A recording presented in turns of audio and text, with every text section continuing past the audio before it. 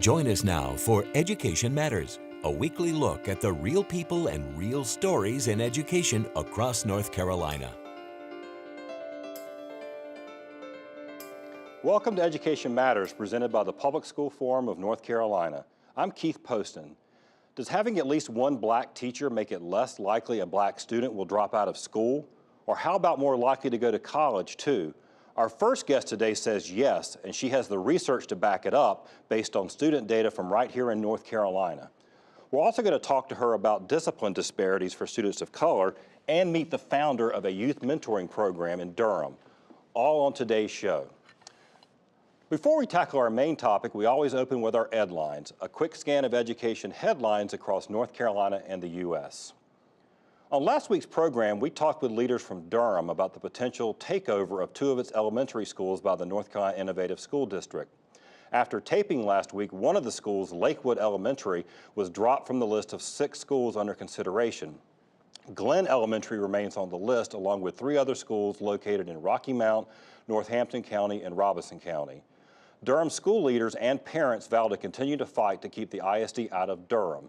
ISD Superintendent Eric Hall says he will make a final recommendation to the State Board of Education in November, and the board is expected to vote in December.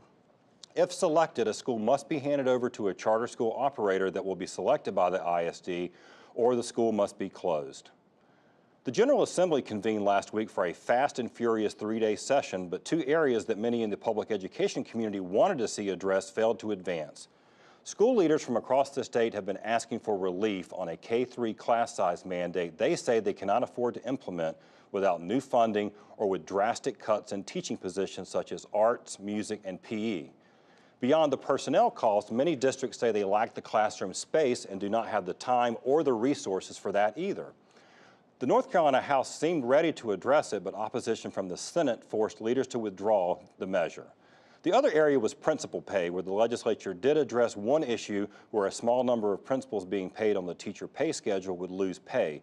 They did not act, however, on the bigger concern about a significant pay cut that may hit principals next year, mostly our more experienced ones.